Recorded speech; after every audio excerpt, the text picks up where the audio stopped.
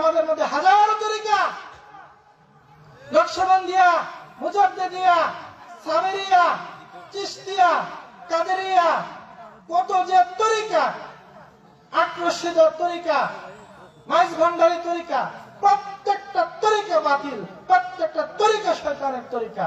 আল্লাহর তরিকা একটা, সেটা হচ্ছে সুন্নাত তরিকায় মুহাম্মাদিয়া সাল্লাল্লাহু আলাইহি সাল্লাম। এটাকে শক্তভাবে মজবুত ভাবে ধারণ করতে হবে।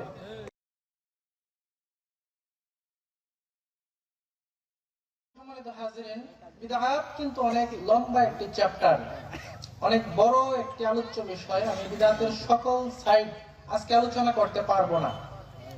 তবে আমি যে বিষয়গুলো আলোচনা করব, সম্পূর্ণ কুরআন থেকে আলোচনা করব, সম্পূর্ণ হাদিস থেকে আলোচনা করব এবং ইমামদের বক্তব্য থেকে সে কুরআন হাদিসের ব্যাখ্যাগুলো পেশ করব ইনশাআল্লাহ। আমি কিভাবে আলোচনাটা করব পূর্বেই আপনাদেরকে একটু বুঝিয়ে নিচ্ছি। আমার কথার মধ্যে থাকবে কুরআন, কথার মধ্যে থাকবে হাদিস, এবং কুরআন হাদিসের ব্যাখ্যাগুলো আমি ইমামদের থেকে পেশ করব ইনশাআল্লাহ। নিজের কোনো কথা, কোনো সংজ্ঞা, কোনো ব্যাখ্যা, কোনো যুক্তি থাকবে না। আমি নিজের তরফ থেকে কিছু বলবো না। যা কিছু বলবো সবকিছু হচ্ছে কুরআন হাদিস এবং আইম্মায়ে কেরামের ব্যাখ্যা। ইমামরা কিভাবে বুঝেছেন, সলফে সালিহিনগণ কুরআন হাদিস কিভাবে বুঝেছে। তো আলোচনাটা যদিও সংক্ষিপ্ত সময়ের একটা আলোচনা, কিন্তু এটা হবে সম্পূর্ণ একটা একাডেমিক আলোচনা, একটা ক্লাস। এই যে আমি আপনাদেরকে এখন একটা ক্লাস করাইতে বসছি, একটা ওপেন ক্লাসরুম, একটা উন্মুক্ত ক্লাসরুম। কিন্তু এটা এই ওয়াজের মাহফিলগুলো যখন এক একটা ক্লাসরুমে পরিণত হবে, তখনই এই বাংলার জমিনে ওয়াজ মাহফিলগুলো সার্থক হবে। আপনাদের কাছে আমার অনুরোধ, আপনার ওয়াজের মাহফিলগুলোতে এই সমস্ত মিথ্যা কিচ্ছা কাহিনী শোনার জন্য আসবেন না, প্রকৃত হক কিছু কথা শোনার জন্য আসবেন। আমার আলোচনাগুলো একটা কঠিন, কিন্তু আমি যথাসম্ভব সহজভাবে উপস্থাপন করার চেষ্টা করব ইনশাআল্লাহ। সর্বোচ্চ মনোযোগ দিয়ে শেষ পর্যন্ত কথাগুলো শোনার অনুরোধ জানাচ্ছি আপনাদের কাছে, এবং এগুলা আয়ত্ত রাখবেন, মনে রাখবেন। তো আমি আজকে বিদআত যে হারাম, এটা যে নিষিদ্ধ, বা বিদআতের ক্ষতিগুলা কি কি, বা বিদআতীদের ব্যাপারে ইসলামের ধমক কি, সে বিষয়গুলো নিয়ে আলোচনা করব না। এটা আজকে আমার আলোচ্য বিষয় না। কারণ বিদআত যে একটা নিকৃষ্ট কাজ, একটা নিন্দনীয় কাজ, বিদআত যে একটা হারাম, বিদআত করলে কি হয়, কি পাপ হয়, এগুলো নিয়ে আলহামদুলিল্লাহ উলামায়ে কেরাম বিস্তর আলোচনা করেন। আমার আলোচনার একটা বৈশিষ্ট্য হচ্ছে, আমি আগে ফাইন্ড আউট করি যে কোন বিষয়ে জনগণের মধ্যে ঘাটতি আছে, ওই বিষয়টা আলোচনা করা দরকার। যে বিষয়ে কনসেপশনটা ক্লিয়ার করতে হবে, ওই বিষয়ে আমাকে কথা বলতে হবে। তো বিদআতের নিকৃষ্টতার ব্যাপারে উলামায়ে কেরাম বিস্তর আলোচনা করেন, বাংলার ময়দানে করতেছে আলহামদুলিল্লাহ, এবং এগুলো আপনারা জানেন। তাই আজকে আমার মূল আলোচনা এটা না যে বিদআত হারাম বা এটা কেন হারাম। আজকে আমার মূল আলোচনা ভিন্ন একটা বিষয়ে। শেষ পর্যন্ত মনোযোগ দিয়ে, সর্বোচ্চ মনোযোগ দিয়ে আলোচনাটা শুনেন, ইনশাআল্লাহ ইলমি ইস্তিফাদা হাসিল করতে পারবেন। আমার আজকের আলোচনার বিষয় হচ্ছে বিদআতে হাসানাকে রদ করা।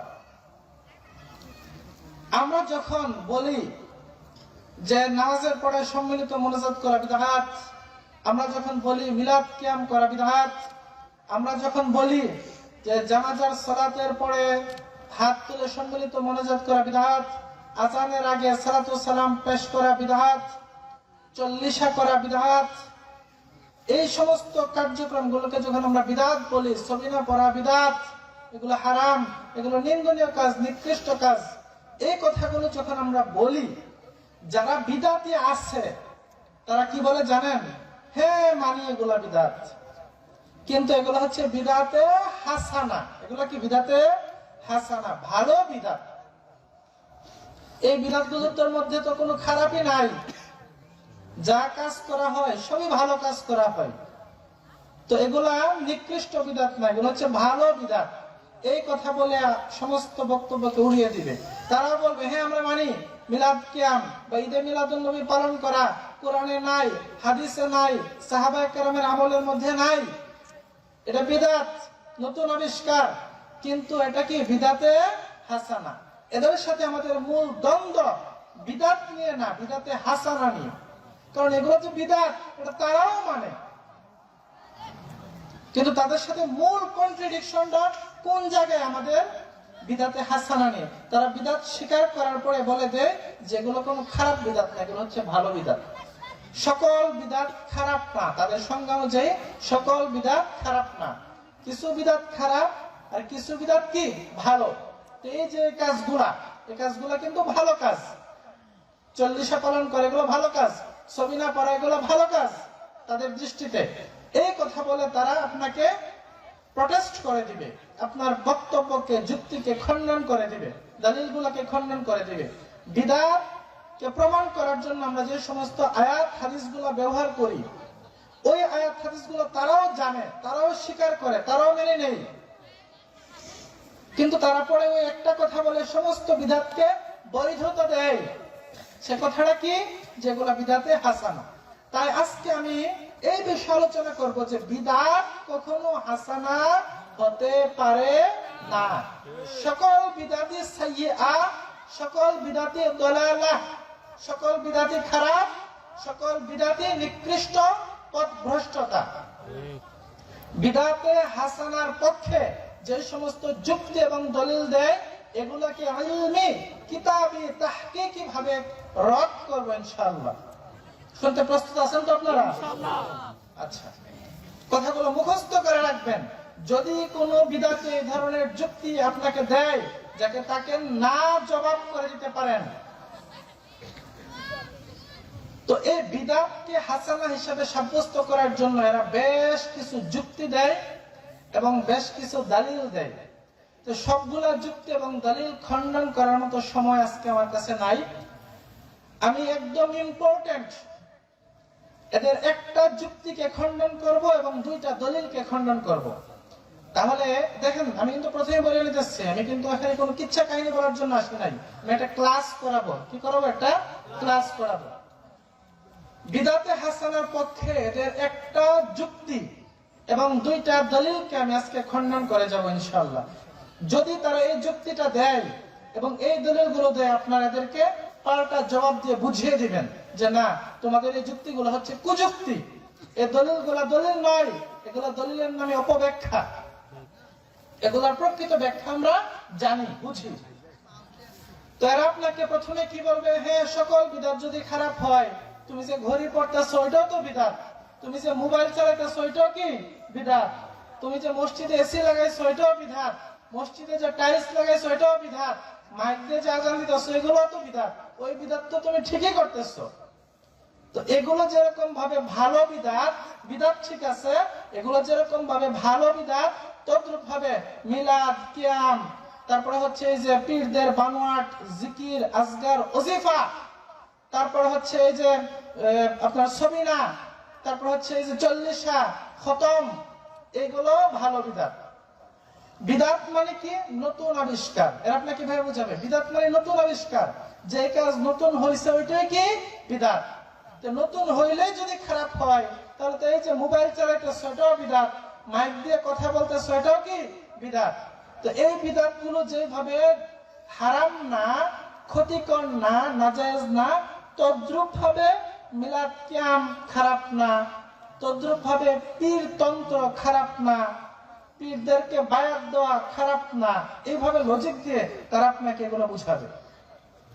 তো এই বিষয়টা আমি আজকে একটু ক্লিয়ার করে নেই যে দেখেন, ইসলামের প্রত্যেকটা ইবাদত এর জন্য যে শব্দগুলো চয়ন করা হয়েছে দুইটা অর্থ আছে। কয়টা অর্থ আছে? দুইটা। একটা হচ্ছে আবিধানিক অর্থ আর একটা হচ্ছে পারিভাষিক অর্থ। একটা হচ্ছে লুগাবি মানা আর একটা হচ্ছে ইসতিলাহি মানা। আবিধানিক অর্থ, পারিভাষিক অর্থ, এই দুইটা অর্থের ধারণা যদি ক্লিয়ার থাকে আপনাকে ধোঁকা দিতে পারবে না। আর এরা জেনে শুনে বুঝে সজ্ঞানে এই দুই অর্থের মধ্যে ধূম্রজাল সৃষ্টি করে আপনাদেরকে ধোঁকার মধ্যে ফেলে। আবিধানিক অর্থ কি আর পারিভাষিক অর্থ কি? অভিধান, ডিকশনারি, আরবিতে যেটাকে মুলজাম বলা হয়, ডিকশনারির মধ্যে একটা শব্দের যে অর্থ থাকে এটাকে বলা হয় আবিধানিক অর্থ। আর পারিভাষিক অর্থ কি? যেই অর্থে আমরা বুঝি এটাকে বলা হয় কি? পারিভাষিক অর্থ। ইসলামী শরীয়তের প্রত্যেকটা শব্দের আবিধানিক অর্থ আছে, তদ্রূপ পারিভাষিক অর্থ আছে। যেমন ধরেন সালাত, ইসলামের সবচেয়ে গুরুত্বপূর্ণ ইবাদত কি? সালাত। আমরা যেটাকে নামাজ বলে থাকি ফার্সি ভাষায়। তো এই সালাতের আবিধানিক অর্থ কি? দোয়া। সালাতের আবিধানিক অর্থ কি? দোয়া, প্রার্থনা। এটা হচ্ছে আবিধানিক অর্থ। কিন্তু এটা কি পারিভাষিক সংজ্ঞা? না। আমি হাত তুলে আল্লাহর কাছে দোয়া করে ফেললাম, এটা কি বলতে পারবো যে আমি সালাত পড়ে ফেলছি, নামাজ পড়ে ফেলছি? ধরেন ফজর নামাজের আজান দিচ্ছে, ইকামত চলতেছে, এখন আমি জামাতে শরীক হয়ে নামাজ না পড়ে আমি কি করতেছি? হাত তুলে আল্লাহর কাছে মসজিদের বাইরে দাঁড়ায় দোয়া করে ফেলছি। এটা কি নামাজ হবে? ইসলামী শরীয়তের ভাষায় কি এটা নামাজ বলা যাবে? না।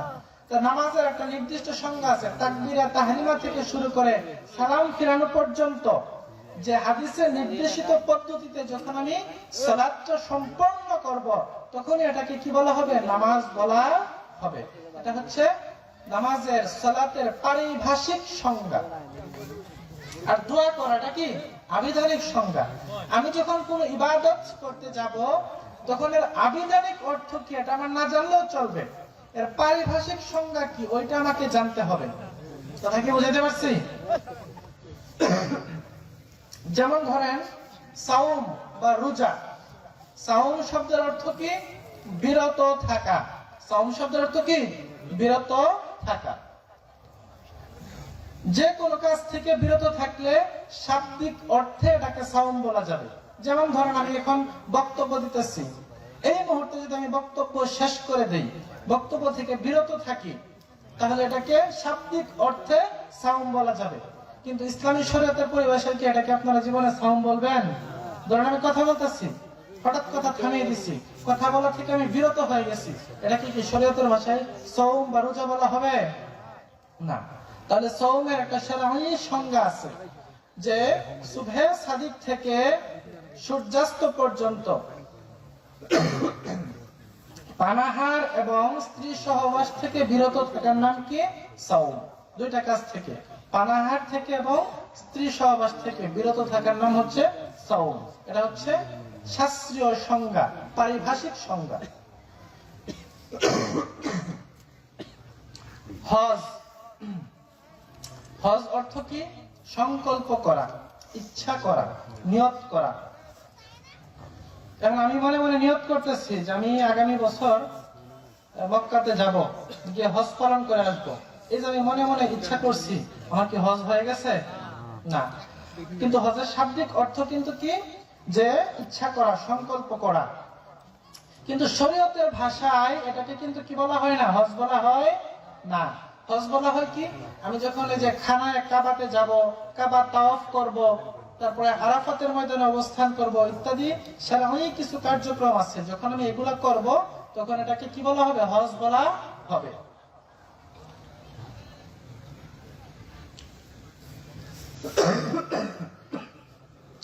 তদ্রূপ ভাবে ইলম শব্দের অর্থ কি? জ্ঞান। ইলম শব্দের অর্থ কি? জ্ঞান। এটা হচ্ছে ইলমের শাব্দিক অর্থ। ইলম অর্থ জ্ঞান। যার জ্ঞান আছে তাকে বলা হয় আলিম। যার ইলম আছে তাকে কি বলা হয়? আলিম। এখন ধরেন রিকশা চালানো, এটা কি একটা জ্ঞান না? রিকশা চালানো তো একটা জ্ঞান, তাই না?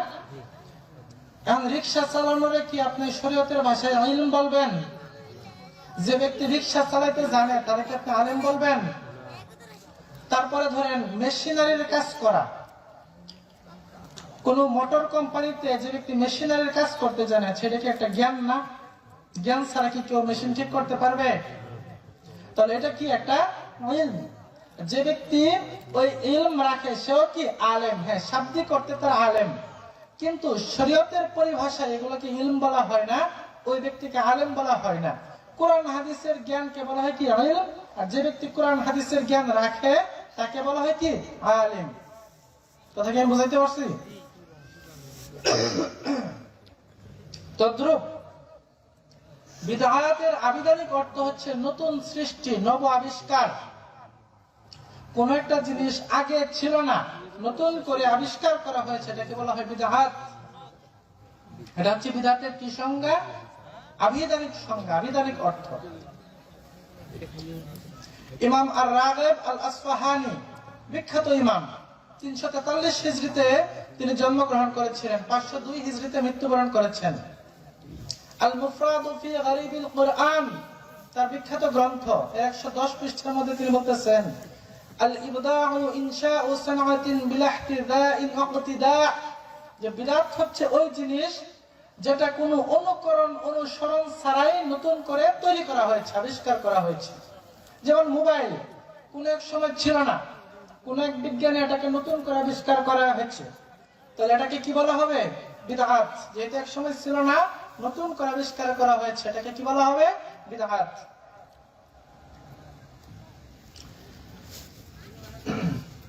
কিন্তু এটাকে শরীয়তের ভাষায় বিদআত বলা হবে না। শরীয়তের ভাষায় বিদআত জিনিসটা কি? এমন কোন ইবাদত, ভালো করে সংজ্ঞাটা মনে রাখেন, এমন কোন ইবাদত, এমন কোন আমল সওয়াবের উদ্দেশ্যে ইবাদত মনে করে, দ্বীনের অংশ মনে করে যে কাজটি করা হয়, যা কোরআনে নাই, হাদিসে নাই, সাহাবায়ে কেরামের আমলের মধ্যে নাই, এবং ইজমা দ্বারা যেটা প্রমাণিত না, ওটাকে বলা হয় বিদআত। সংজ্ঞাটা ভালো করে মনে রাখেন। তাহলে বিদআতের সম্পর্ক হচ্ছে দ্বীনের সাথে, ইবাদতের সাথে, আমলের সাথে। দুনিয়ার উপায় উপকরণের সাথে কিনা বিদআতের কোনো সম্পর্ক নাই। বিদআতের সম্পর্ক হচ্ছে ইবাদতের সাথে। কোন একটা কাজ আপনি ইবাদত মনে করে সওয়াবের আশায় করলেন, ওটাকে কি বলা হয়? যদি ওইটা না থাকে, কিসের মধ্যে না থাকে? কোরআনের মধ্যে না থাকে, হাদিসের মধ্যে না থাকে, সাহাবায়ে কেরামের আমলের মধ্যে না থাকে, অথবা বিষয়টা ইজমা দ্বারা প্রমাণিত না হয়, তাহলে এটাকে বলা হবে কি? বিদআত। কোরআন দ্বারা প্রমাণিত হলে এটা জায়েজ, হাদিস দ্বারা প্রমাণিত হলে এটা জায়েজ, সাহাবীদের আমল দ্বারা প্রমাণিত হলে এটা জায়েজ, ইজমা দ্বারা যদি প্রমাণিত হয়, অর্থাৎ গোটা উম্মত একমত বিষয়টাতে, এটাকে বলা হয় ইজমা, তাহলেও সেটা কি? জায়েজ। আর এই চারটা জিনিস দ্বারা যদি প্রমাণিত না হয়, নতুন করে কেউ আবিষ্কার করছে, নতুন করে পালন করতেছে ইবাদত হিসেবে, দ্বীন মনে করে, তাহলে এটাকে কি বলা হবে? বিদআত বলা হবে। তাহলে আমি যে সংজ্ঞাটা দিলাম, এর মধ্যে দুইটা ভাগ। একটা হচ্ছে বিদআত হতে হবে ইবাদতের সাথে সংশ্লিষ্ট, দ্বীনের সাথে সংশ্লিষ্ট। যদি দুনিয়ার উপায় উপকরণ কেউ আবিষ্কার করে, এটা কখনোই কি হবে না? বিদআত হবে না। ইমাম ইবনে রাজব হাম্বলী রাহিমাহুল্লাহ 736 হিজরিতে জন্ম, 795 হিজরিতে মৃত্যু। জামিউল উলুম ওয়াল হিকাম তার বিখ্যাত গ্রন্থ, মুআসসাসাতুর রিসালাহ, বৈরুত লেবানন থেকে যে ছাপ, যে নুসখা, সেটা ডক্টর শোয়েব আর্নাউত তাহকিক করেছেন। এর দ্বিতীয় খণ্ডের 128 পৃষ্ঠার মধ্যে তিনি বলেন, ফাকুল্লু মান আহদাসা শাইআন ওয়া নাসাবাহু ইলা দ্বীন ওয়া লাম ইয়াকুন লাহু আসলুন মিনাদ দ্বীন ইউরজাউ ইলাইহি ফাহুয়া দালালাহ ওয়া দ্বীনু বারিউম মিনহু ওয়া সাওয়াউন ফি যালিকা মাসাইলুল ইতিকাদাতি আও আল আ'মালি আও আল আকওয়ালি যাহিরাতি ওয়াল বাতিনা। যে ব্যক্তি দ্বীনের নামে এমন কিছু চালু করলো, কিসের নামে? দ্বীনের নামে, ইবাদতের নামে এমন কিছু চালু করলো যেটার ভিত্তি ইসলামে নাই, শরীয়তের মধ্যে যার কি নাই, কোনো ভিত্তি নাই, তাহলে সেটা কি হবে? বাতিল। সেটাই হচ্ছে বিদআত, সেটা পথভ্রষ্টতা, সেটা বাতিল। এবং সেটা হইতে পারে আকীদার বিষয়ে, হইতে পারে সেটা আমলের বিষয়ে, হইতে পারে সেটা প্রকাশ্য বা গোপন কোনো কথার বিষয়ে।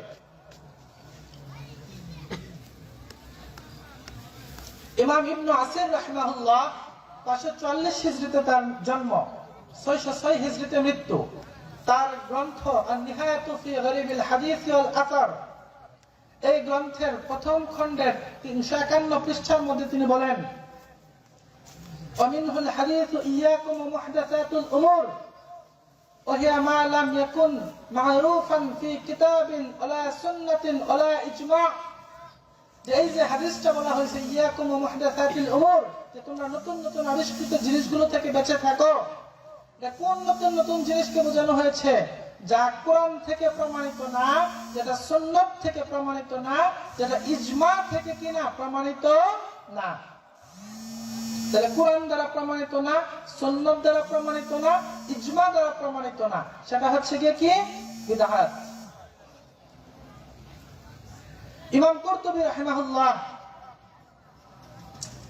600 হিজরিতে জন্ম, 671 হিজরিতে মৃত্যু। তার জগৎ বিখ্যাত একটা তাফসীর আছে, আল জামিউ লি আহকামিল কুরআন, তাফসীরে কুরতুবী নামে যেটা পরিচিত, সমস্ত উলামায়ে কেরাম এটা পড়ে থাকেন। সে তাফসীরে কুরতুবীর দ্বিতীয় খণ্ডের 87 পৃষ্ঠার মধ্যে তিনি বলেন, ওয়া শাররুল উমুরি মুহদাসাতুহা ওয়া কুল্লু বিদআতিন দালালাহ ইউরিদু মা লাম ইউওয়াফিক কিতাবান আও সুন্নাতান আও আমালাস সাহাবাতি রাদিয়াল্লাহু আনহুম। যে হাদিসে বলা হয়েছে শাররুল উমুরি মুহদাসাতুহা ওয়া কুল্লু বিদআতিন দালালাহ, যে প্রত্যেকটা বিদআতি পথভ্রষ্টতা, এটা দ্বারা বোঝানো হয়েছে যেটা কিতাবের অনুগামী না, সুন্নতের অনুগামী না এবং সাহাবায়ে কেরামের আমলের অনুগামী না। অর্থাৎ যেটা কোরআনে পাওয়া যায় না, সুন্নতের মধ্যে পাওয়া যায় না, সাহাবায়ে কেরামের আমলের মধ্যে পাওয়া যায় না, সেটা হচ্ছে কি বিদআত। ইমাম ইবনে কাসির রাহিমাহুল্লাহ 701 হিজরিতে জন্ম, 744 হিজরিতে মৃত্যু। ইমাম ইবনে কাসিরের জগৎ বিখ্যাত কিতাব তাফসীর ইবনে কাসির, নাম শুনে না এমন কেউ নাই। দারুল কুতুব ইলমিয়া বৈরুত লেবানন থেকে যে ছাপানো নুসখা তাফসীর ইবনে কাসিরের, সেটার 7ম খণ্ডের 256 পৃষ্ঠার মধ্যে তিনি বলতেছেন, ওয়া আম্মা আহলুস সুন্নাতি ওয়াল জামাআতি ফায়াকুলুনা ফি কুল্লি ফাইলিন ওয়া কাওলিন লাম ইয়াথবুত আনিস সাহাবাতি রাদিয়াল্লাহু আনহুম হুয়া বিদআহ। যে আহলুস সুন্নাত ওয়াল জামাআতের মতে এমন প্রত্যেক কাজ এবং কথা যেটা সাহাবায়ে কেরাম থেকে প্রমাণিত না, ওইটাই হচ্ছে কি বিদআত। তাহলে যেটা কোরআন দ্বারা প্রমাণিত না, নবীর আমল দ্বারা প্রমাণিত না, সাহাবায়ে কেরামের আমল দ্বারা প্রমাণিত না, ইজমা দ্বারা প্রমাণিত না, এইরকম কোন আমল, কোন ইবাদত কেউ যদি নতুন করে বানায়, ওইটা কি হবে? বিদআত হবে। দুনিয়াবি উপায় উপকরণের সাথে বিদআতের কি নাই, কোনো সম্পর্ক নাই। তো এইভাবে তাদের যুক্তিটা খণ্ডন করে দিবেন। এরপরে তারা বিদআত যে হাসানা হয় এর সপক্ষে কিছু দলিল পেশ করে। আমি ইম্পর্টেন্ট 2টা দলিল পেশ করব তাদের, তারপর সেগুলোকে খণ্ডন করব ইনশাআল্লাহ। তারা যে ইম্পর্টেন্ট সবচেয়ে ভাইটাল যে দলিলটা তারা পেশ করে, উমর রাদিয়াল্লাহু তাআলা আনহুর একটা বিখ্যাত কওল আছে, বাণী আছে, যে আমি কাহিনীটা একটু বলে নেই, আপনারা সবাই সেটা জানেন। তারাবির নামাজ, যে রাসূলুল্লাহ সাল্লাল্লাহু আলাইহি ওয়াসাল্লাম জামাতে 3 দিন তারাবি নামাজ পড়েছিল। কয় দিন? 3 দিন। জামাতের সাথে 3 দিন তারাবির নামাজ পড়েছিল। তারপরে এত বেশি মানুষের সমাগম হয়েছিল যে 4র্থ দিন আল্লাহ রাসূল সাল্লাল্লাহু আলাইহি ওয়াসাল্লাম আর পড়ান নাই। তিনি বলে দিয়েছেন, তোমরা যার যার ঘরেই পড়ো। আমার ভয় হচ্ছে, আশঙ্কা হচ্ছে যে তোমরা যেই হারে অংশগ্রহণ করতেছো, আল্লাহ এটা তোমার উপর ফরজ করে দিবে। যদি ফরজ করে দেয় তাহলে সেটা কঠিন হয়ে যাবে। এই ভয়ে আল্লাহর নবী তখন জামাতে পড়ানো বাদ দিয়ে দিলেন, একাকী পড়া শুরু করলেন। এবং হযরত আবু বকরের যুগ এবং উমরের যুগের প্রথম কিছুদিন একাকী পড়লেন। এরপরে হযরত উমর এটাকে আবার জামাতের সাথে চালু করলেন। এই হচ্ছে কাহিনী। তো এটা আপনারা সহিহুল বুখারী দারুত তাসিল আল কাহিরা থেকে প্রকাশিত যে নুসখা, সেটার 2020 নম্বর হাদিস সেখানে পেয়ে যাবেন। আমি হাদিসটা একদম সনদ সহ পড়তেছি। وعن ابن شهاب عن عروة بن الزبير عن عبد الرحمن بن عبد القاري أنه قال خرجت مع عمر بن الخطاب رضي الله عنه ليلة في رمضان إلى المسجد। যে আব্দুর রহমান ইবনে আব্দুল কারি তিনি বলতেছেন, আমি উমর ইবনে খাত্তাবের সাথে রমজানের এক রাতে মসজিদে গেলাম। ফাইদান নাসু আউজাউন মুতাফাররিকুন, যে লোকজন বিচ্ছিন্ন এবং বিক্ষিপ্তভাবে তারাবির নামাজ পড়তেছিল, কেউ একাকী। ইউসাল্লির রাজুলু লিনাফসিহি, কোন ব্যক্তি একা একা সালাতে তারাবিহ পড়তেছিল। ওয়া ইউসাল্লির রাজুলু, এবং কোন ব্যক্তি একাকী পড়তেছিল। ফায়ুসাল্লি বিসালাতিহির রাহতু, আবার কিছু কিছু লোক একাকী পড়ার পরে ছোট ছোট দল দল করে গুত্র গুত্র করে পড়তেছিল। ফাকাল উমর, তখন ওমর রাদিয়াল্লাহু তাআলা বলেন, ইন্নী আরা, আমার ইচ্ছা হয়, লাউ ইন ওয়াহিদিন, একজন কারীর পিছনে, একজন ইমামের পিছনে, লাকানা আমসাল, তখন সেটা আরো বেশি ভালো হতো। যে লোকজন যে দু একজন করে করে বিক্ষিপ্ত ভাবে পড়তেছে, যার যার মতো করে পড়তেছে, আমি যদি সবাইকে এক কারীর পিছনে, এক ইমামের পিছনে তাদেরকে আমি জমায়েত করে দিতে পারতাম, সেটা। অতঃপর ওই রিওয়ায়াতকারী তাবী বলতেছেন, অতঃপর আমি সেই উমরের সাথে অন্য আরেক রাতে মসজিদে গমন করলাম। ওয়ান্নাসু ইউসাল্লুনা বিসালাতি কারিহিম, যে তখন দেখতে পেলাম যে সমস্ত লোকেরা একজন তাদের ইমামের পিছনে জামাতবদ্ধভাবে সুন্দর করে নামাজ পড়তেছে। ক্বালা উমরু, এই দৃশ্য দেখে উমর বললেন, নি'মাল বিদআতু হাযিহি, কতই না উত্তম একটা বিদআত। নি'মাল বিদআত, এই যে চমৎকার বিদআত, উত্তম বিদআত বলছেন উমর রাদিয়াল্লাহু তাআলা। এই কথা থেকে বিদআতীরা দলিল গ্রহণ করে যে না, বিদআত কি হতে পারে? উত্তম হতে পারে, ভালো হতে পারে। আচ্ছা বলেন তো দেখি, আমি বিদআতের যে সংজ্ঞা দিচ্ছি সেখানে কি বলছি? বিদআত হচ্ছে ওই জিনিস যেটা কোরআন থেকে প্রমাণিত না, আল্লাহ রাসূল থেকে প্রমাণিত না, সাহাবীদের আমল থেকে প্রমাণিত না, ইজমা দ্বারা প্রমাণিত না। এরপরে নতুন করে সাহাবীদের যুগের পরে নতুন করে কেউ আবিষ্কার করছে, এটা হচ্ছে বিদআত।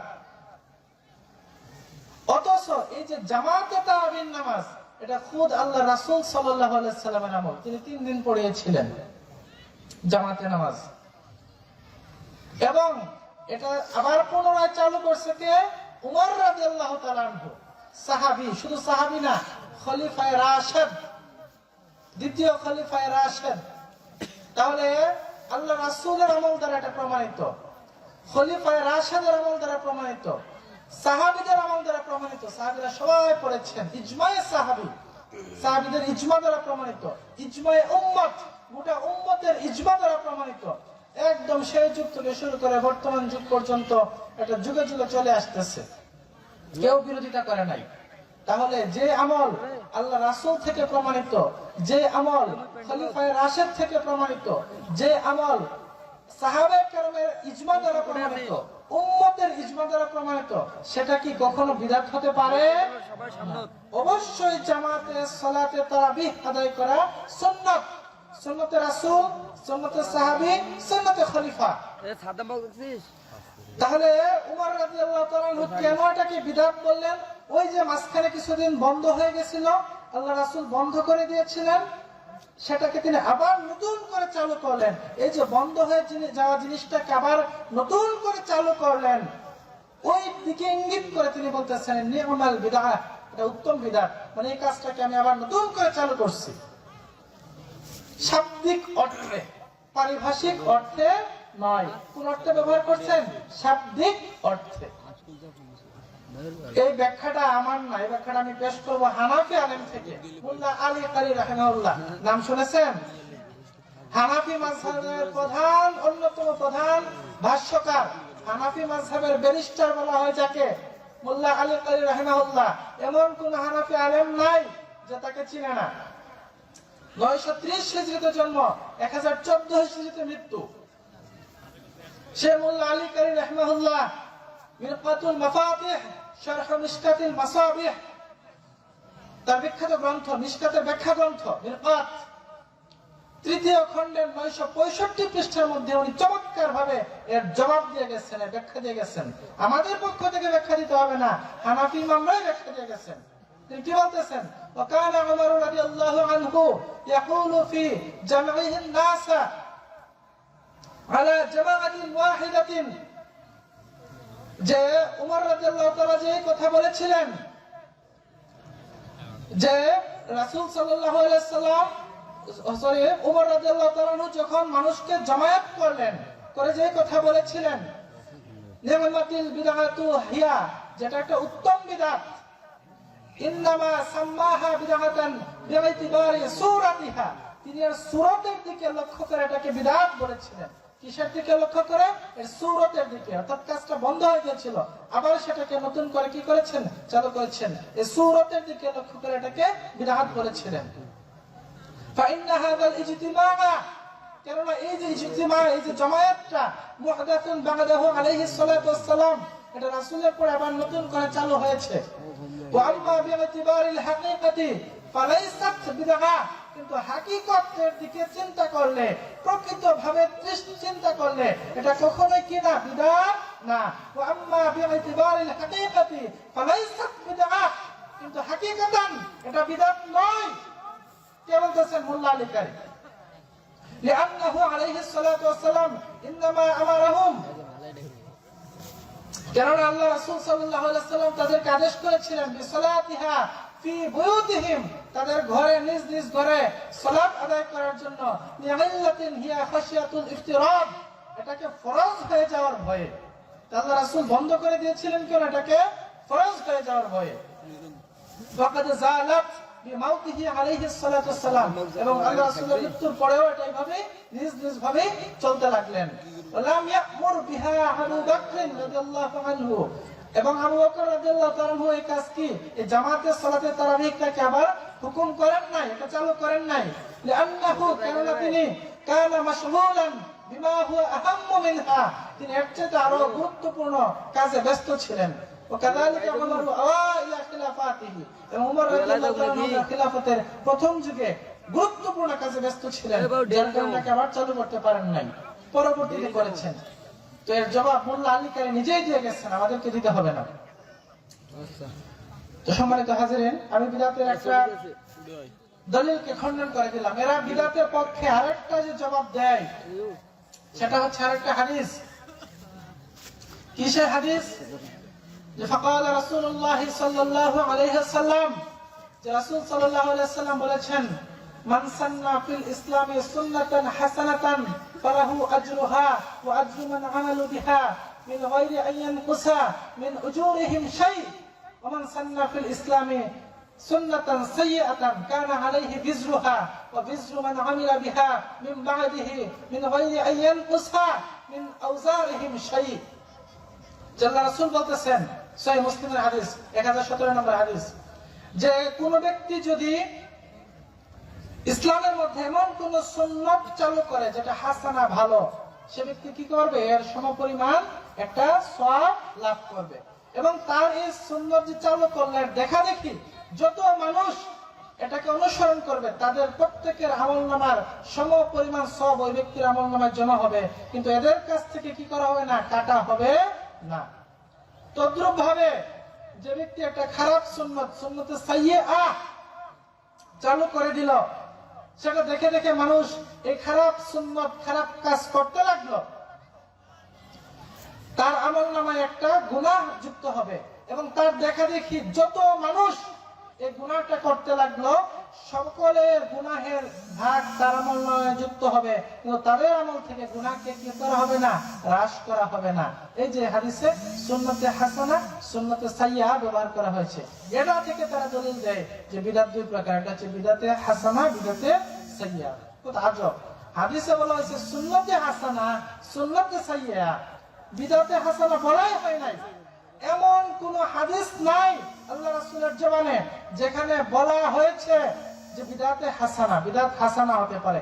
বিদআতে হাসানা এই শব্দটাই একটা হাদিসে উচ্চারিত হয় নাই আল্লাহর নবীর জবানে। বলা হয়েছে সুন্নতে হাসানা, সুন্নতে সাইয়্যা, এটা থেকে দলিল দেয় না যে বিদআতটা কি হাসানা, বিদআতটা কি সাইয়্যা। কত আজীব ব্যাপার!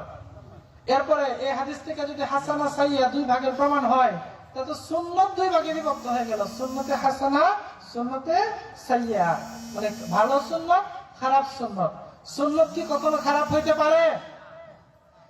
এটা শাব্দিক অর্থে এসেছে। এই যে আবিধানিক অর্থ, পারিভাষিক অর্থের পার্থক্যটা সব জায়গায় ক্লিয়ার রাখতে হবে। এখানে যে সুন্নতে হাসানা, ভালো সুন্নাত, সুন্নতে সাইয়্যা, খারাপ সুন্নাত এসেছে, কোন অর্থে এসেছে? শাব্দিক অর্থে, আবিধানিক অর্থে। পারিভাষিক অর্থে কি নাই? আসে নাই। শাব্দিক অর্থে সুন্নাত মানে কাজ, সুন্নাত মানে নিয়ম, সুন্নাত মানে রীতি। তো কেউ যদি ভালো একটা নিয়ম চালু করে দেয় এবং এটা দেখা দেখে মানুষ করতে থাকে, এর আমলনামা তার আমলনামার যুগ হতেই থাকবে, হতেই থাকবে। তদ্রূপ ভাবে কেউ যদি কোন একটা খারাপ কাজ সূচনা করে দেয় যেমন আপনার এলাকায় একজন একটা সিনেমা হল চালু করে দিল, তার দেখা দেখে আরো 10টা সিনেমা হল তৈরি হয়েছে, আর পরে মানুষ গিয়ে কি করে ওই সিনেমা হলগুলোতে ঢুকতেছে এবং ছবি দেখতেছে। এই যে গুনাহের একটা রেওয়াজ সে চালু করে দিল, সকল পাপীদের পাপের একটা ভাগ তার আমলনামায় জমা হতেই থাকবে। তাহলে এখানে সুন্নত দ্বারা কি, কোন সুন্নত উদ্দেশ্য, শাব্দিক নাকি পারিভাষিক? শাব্দিক। পারিভাষিক যে সুন্নত, এটা হচ্ছে রাসূলের আদর্শ, এটা কখনোই কি হতে পারে না, সাইয়্যা বা খারাপ হতে পারে না। তাহলে সম্মানিত উপস্থিতি, এদের এই দুইটা দলিলকে আমি খণ্ডন করে দিলাম। আর অনেক দলিল এদের আছে এবং সেগুলোর খণ্ডন আছে, তো সেগুলো সময়ের অভাবে, সময়ের সংক্ষিপ্ততার জন্য আমি আলোচনা করতে পারতেছি না। সর্বশেষ আমি একটা কওল বলতেছি এই ব্যাপারে। ইবনে উমর রাদিয়াল্লাহু তাআলা আনহু, হযরত উমর রাদিয়াল্লাহু তাআলা আনহুর ছেলে আব্দুল্লাহ ইবনে উমর রাদিয়াল্লাহু তাআলা আনহু আস-সুন্নাতুল মারওয়াজি, মারওয়াজির লিখিত গ্রন্থ আস-সুন্নাহ, সেটার 82 নম্বর হাদিস। আব্দুল্লাহ ইবনে উমর রাদিয়াল্লাহু তাআলা আনহু বলতেছেন, কুল্লু বিদআতিন দালালাহ ওয়া ইন রাআহা আন-নাসু হাসানা, যে প্রত্যেকটা বিদআতি হচ্ছে দালালাহ, পথভ্রষ্টতা, গুমরাহি, যদিও মানুষ এটাকে হাসানা মনে করে। কত চমৎকার! এই ফতোয়ার পরে কার কোনো ফতোয়ার দরকার আছে? সাহাবীর ফতোয়া, আব্দুল্লাহ ইবনে উমরের ফতোয়া, তার ফতোয়া দেওয়ার পরে আমরা কি কোন মোল্লা, কোন মুন্সি, কোন ইমাম, কোন পীর কই ফতোয়া দিয়েছে এটা দেখব না।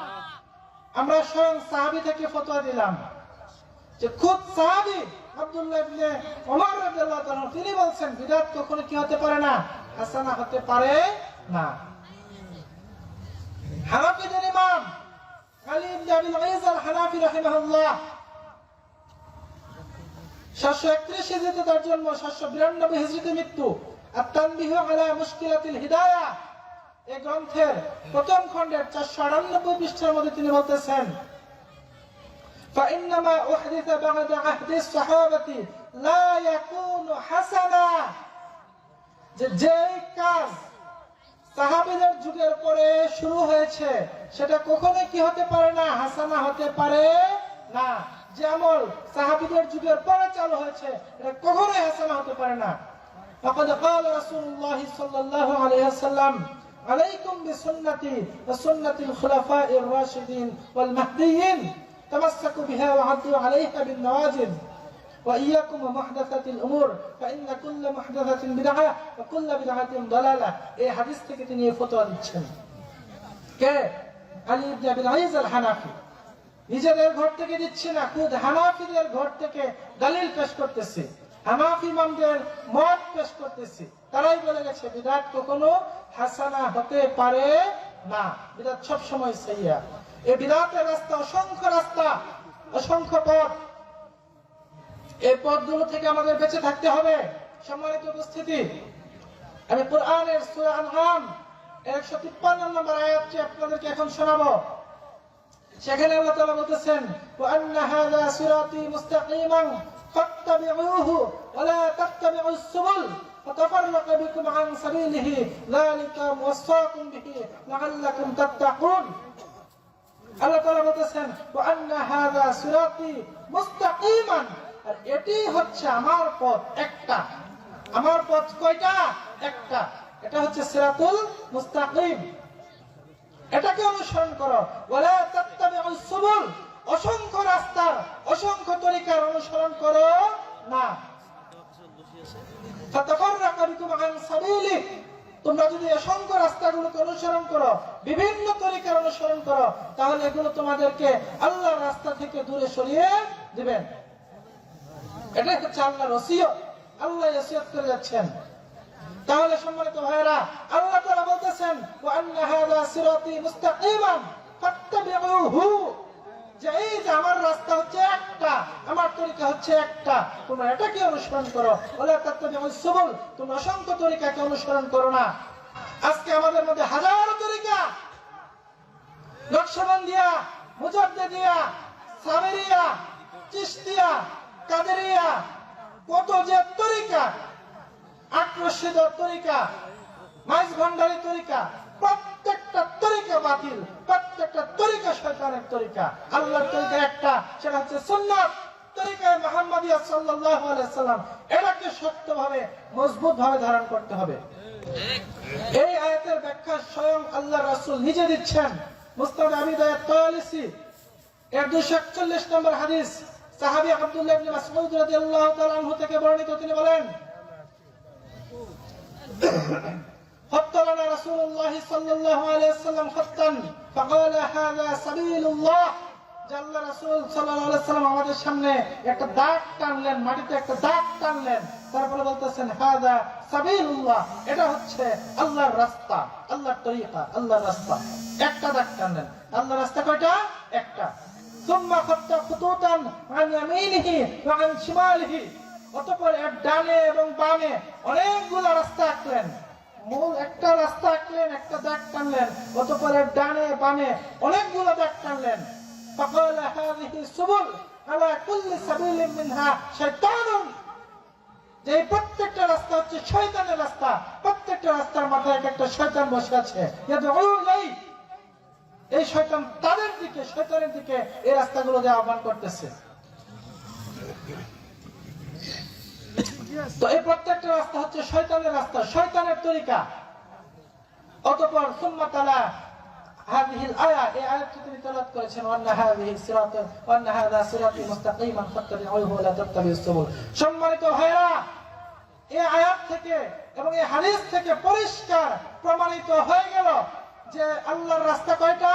একটা। সেটা হচ্ছে সুন্নাত, সুন্নতে রাসূল, সুন্নতে মুহাম্মাদিয়া, তরিকায়ে মুহাম্মাদিয়া সাল্লাল্লাহু আলাইহি সাল্লাম। আমরা একটা রাস্তাকে অনুসরণ করব। অসংখ্য রাস্তা, অসংখ্য পথ আমরা অনুসরণ করব না। সমস্ত পীরের তরিকা বাতিল, সমস্ত মাজারের তরিকা বাতিল। এক তরিকা, তরিকা মুহাম্মাদের উপর আমরা চলবো। রাজি আছি তো ইনশাআল্লাহ?